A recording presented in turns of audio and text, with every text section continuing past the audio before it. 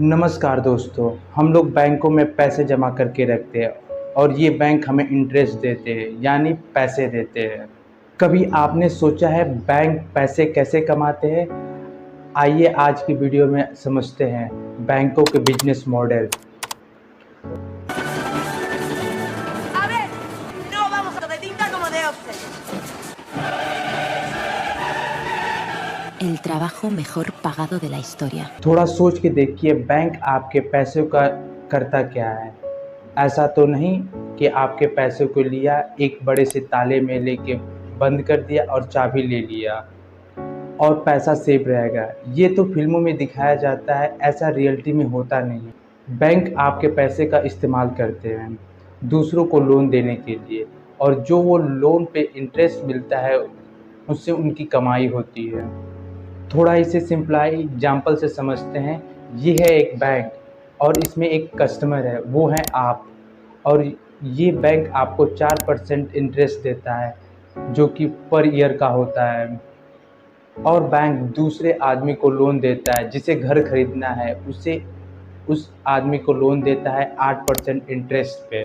तो 100 रुपये दूसरे आदमी के पास चला गया, और जब दूसरा आदमी बैंक को पैसा देगा तो 108 रुपये देगा, तो बैंक आपको 104 रुपये देगा। तो बैंक के लिए 4 रुपये की प्रॉफिट हुई। इसी तरह बैंक कमाता है। बट एक इम्पोर्टेंट सवाल तब क्या हो जब बैंक ने 100 रुपये दूसरे आदमी को दिए हो और वह लोन देने का डेट नहीं आया और आपको 100 रुपये अर्जेंट अपने निकालने हो, तो और बैंक के पास 100 रुपये हो ही ना और वो दूसरे को दिए जा चुके हों, या किसी दूसरे रीजन से दूसरा आदमी लोन नहीं दे पाता है, तो आपका तो पैसा गया। ऐसी सिचुएशन में बड़ी प्रॉब्लम होती है बैंकों के लिए। ऑब्वियसली किसी बैंक में एक तो डिपॉजिटर और एक लोन लेने वाला होता नहीं है, ढेर सारे होते हैं। बैंक अपना सारा पैसा जमा करके नहीं रखता है, इसीलिए आरबीआई ने एक रूल रखा है, जितना भी पैसा डिपॉजिटर ने किसी बैंक में डिपॉजिट करके रखा है उसका 4% बैंक को अपने पास कैश रिजर्व रख करके रखना है। इस चीज़ को कहा जाता है कैश रिजर्व रेशियो। आरबीआई बैंकों का बैंक होता है और ये डिसाइड करता है कि कितना कैश रिजर्व रखना है। ये टाइम टू टाइम बदलता रहता है। इसके अलावा एक चीज़ होती है सिक्योरिटी लिक्विडिटी रेशियो, जो आजकल 18% चल रहा है। आरबीआई बैंकों को कह रखा होता है कि तुम्हें डिपॉजिट किया हुआ पैसा तुम्हें वहाँ रखना है जहाँ हम कह रहे हैं। जैसे कुछ जगहें हो गई, जैसे government bond, PUC, security, gold reserve, जहाँ पे इन्वेस्ट करके रखना होता है। इंडियन बैंकों के लिए 18% और 4% टोटल 22% पैसे को भूल जाओ और 78% पैसे को इस्तेमाल कर सकते हैं, औरों को लोन दे सकते हैं और प्रॉफिट कमाने में। अब आप पूछेंगे कि ये कोई बड़ा रेशियो नहीं हुआ।